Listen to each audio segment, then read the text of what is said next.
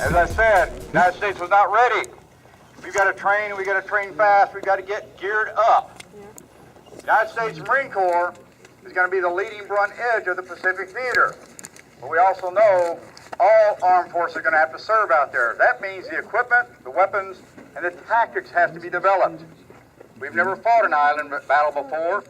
We fought on land, and it was a trench warfare. So everything is on the book has to change. So we're going to start off really simple here. First Marine you can see come out here is armed with a 1903 Springfield bolt-action 5-shot repeater. Now understand something. In 1941, every country in the world was shooting a 5-shot bolt-action repeater.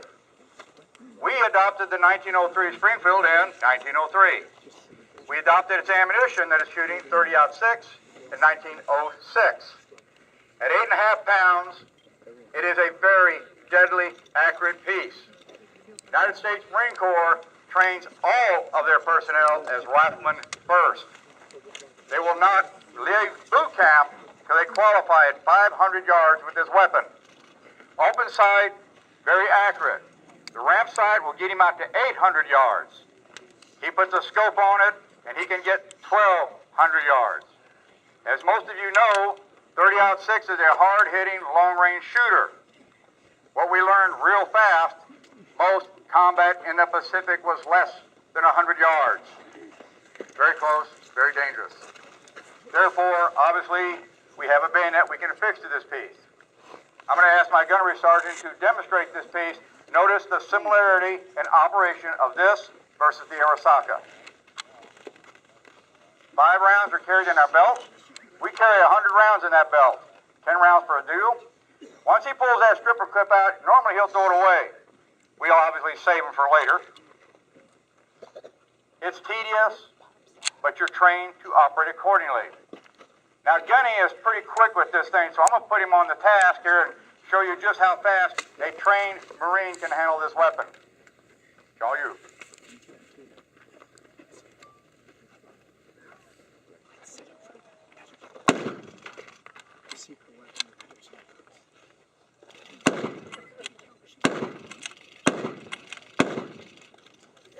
Five rounds, then he's got to reload. Now you'll notice something. How many of you guys shot an 03?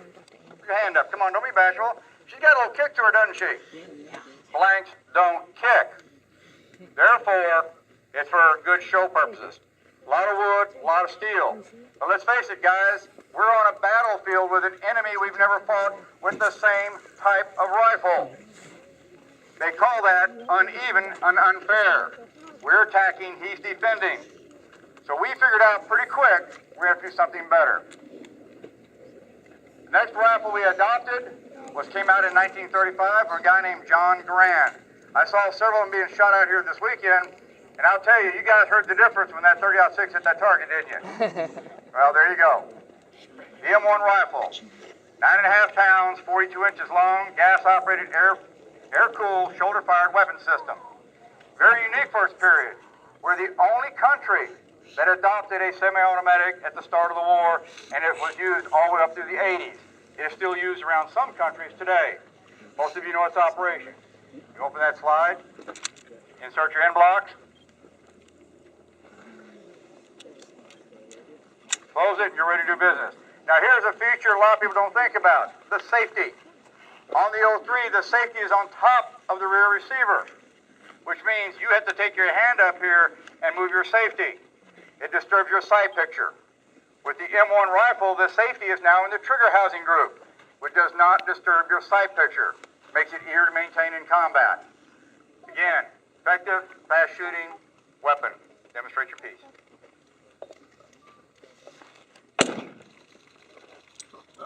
That's what happens too. Guess what? Pick up your piece. All out. All out. Have it. That happen in matches too? And that was blanks. I'd hate you when you do with live rounds. Okay. Oops. What we have next is the answer to another age-old problem, folks, command and leadership. As a commander, you're on the battlefield, and you've got to handle troops. They say that if I'm shooting, I'm not doing my job because I should be in command. But let's face it, in combat in the Pacific, we're all going to be shooting. Therefore, we want to protect ourselves. So we're taking different weapon system in play. You want to try that again? You guys want to see him try that again? Yeah. All right, come on. You ready for push-ups, right? All right, fire. There you go. Outstanding. One more. Thank you. Now, you guys hear that little ping sound? Yeah. So I'm in combat for the first time with the Springfield.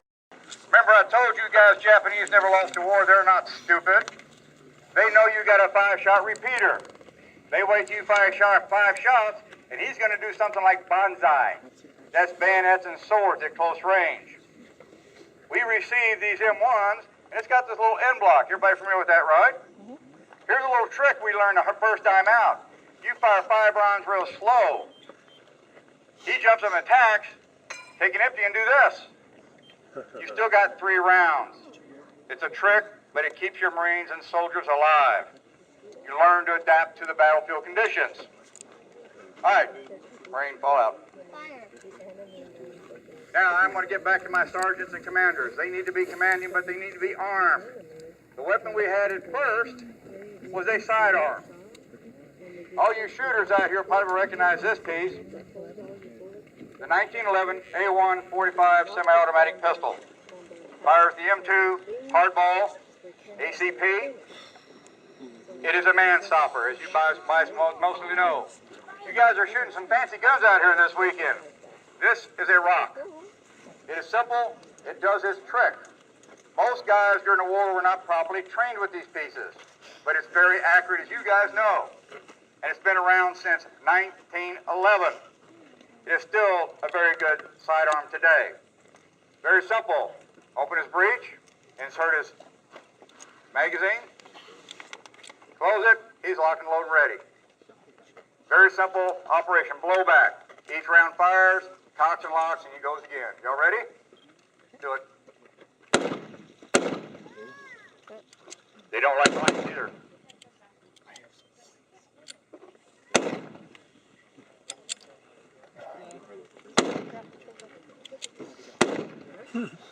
I know he's going to get him sooner or later. Again, Hollywood bling and real weapons sometimes don't get along too well. 1911 A1. I got a problem though. Short range. I'm in the jungle. I've got a fanatic enemy that is going to be hard to knock down. So the military decided to give us a smaller rifle system for the officers, NCOs, and the truck drivers. Then came the M1 carbine. 30 caliber, gas operator cool. A lot of people call it the mini M1. It is a total different weapon. The cartridge was built totally different. It is 30 caliber, but a very small cartridge. Her weakness, not only does it jam well a lot, it is the knockdown power. It doesn't have the kinetic energy. But in close combat, the brush country, and urban warfare, the Marines and the soldiers liked it a lot. Just fire your weapon, please. End block 20-round magazine fits under the receiver. Pop it in there. Activate it. You're ready.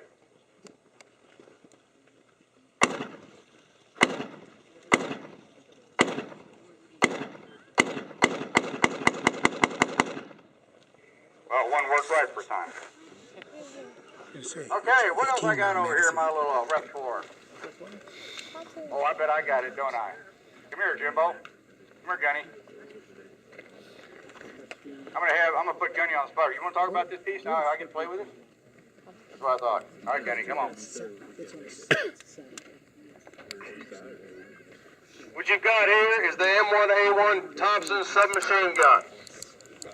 Developed in the 20s, we call it the M1A1, but you probably all know it by another name. And that would be the Tommy gun. Originally it came out, gained notoriety through the gangsters and law enforcement, and used in the 20s.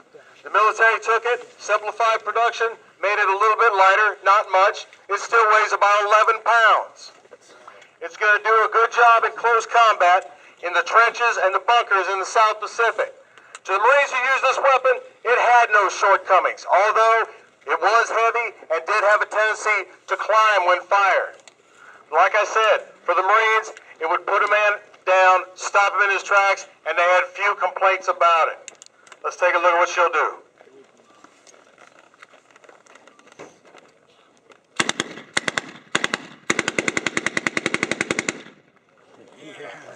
M1A1, Thompson submachine gun. Thank you.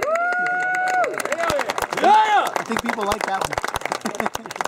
So obviously firepower is the name of the game, isn't it? What's that? I've got a soldier that's on an island. He's vowed to his emperor he is not going home. I want my Marines and soldiers to go home. Therefore, I'm going to give them this firepower. I'm going to take that M1 rifle and make her a little better. But this happened in 1918, known as the BAR, Browning Automatic Rifle. At 15.5 pounds empty, it's a piece to carry. It has a carrying handle, it has bipods, has a small flash hider, but her big claim to fame is she's air-cooled, ready to rock. 20-round box magazine at 450 rounds a minute. If you can see him, you can get him. Preferred firing position is from the hip or in the bipod position. Accurate, this baby does not kick. It has a buffer in the stock that absorbs that. Also, I got to tell you, this guy really is a problem for us because it was never designed to shoot a blank round. And we were constantly working on this piece. This guy actually is a 1918 piece. It is original. So we're going to try to see how she does for us today. You ready for it, Bodie? Set the locker load.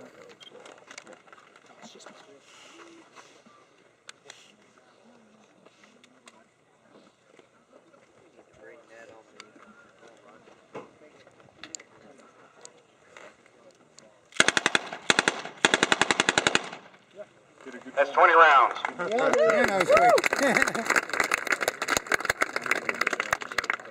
In the Pacific Theater, a lot of these guys are on points for obvious reason, because they can put that heavy round downrange and we could supply them. Notice the American Army, too, kept their ammunition pretty stable. 30-06, 45, 30 carbine. We could support each other that way and keep ammunition in the field. We also ran into a problem, though. I've got a guy that's in a bunker that doesn't want to go home. I don't want to lose a lot of Marines taking that bunker, do I?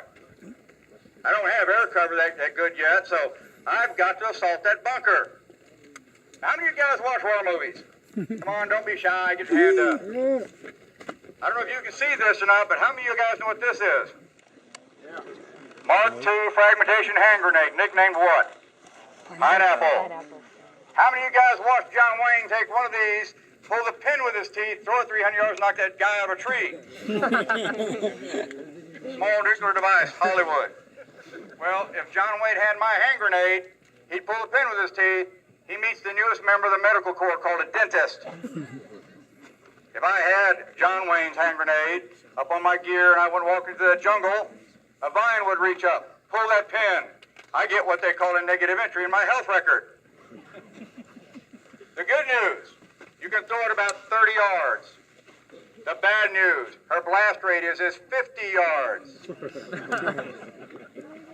I'm not going against a Nambu machine gun with this, but I will do this. I'll put together an assault team that is going to do the job. Here they come.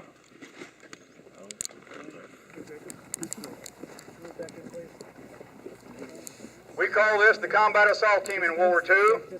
Their job was literally to go out there and deal with those bunkers or any hard targets we need to get. We don't wear armor. All I have is a cotton uniform on. We don't stop bullets with our helmets.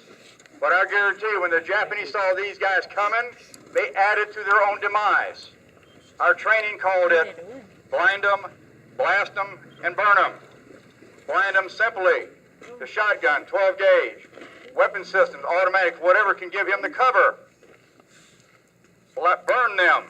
That's the flamethrower you see here. Mark II flamethrower with the number 2 wand. That is 75 pounds on this young man's back. He is the slowest man in my platoon. His range is 80 yards. On those 2 large tanks, he's carrying diesel mix. Late in the war, we used napalm. And you know what that's going to do? It's not going to go out until it burns out. It is pressured by CO2 or nitrogen at about 800 psi. he squeezes those back two triggers, and he forces that fuel air mix down that hose, out that wand. Now, we can't get the striker matches anymore, so we use propane. Same thing, it makes a little fire, and it pushes that flame out.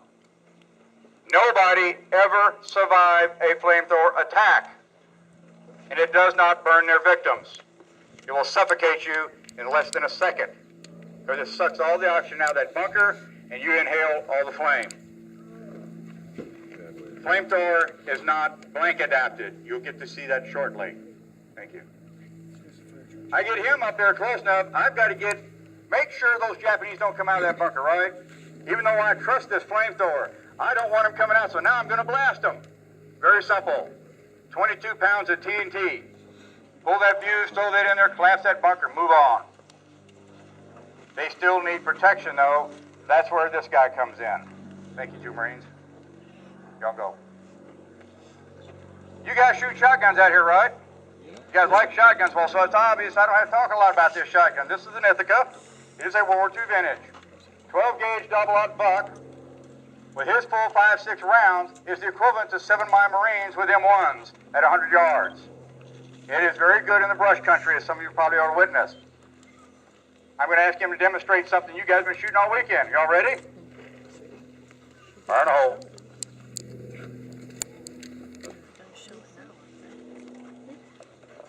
Yep, that's me.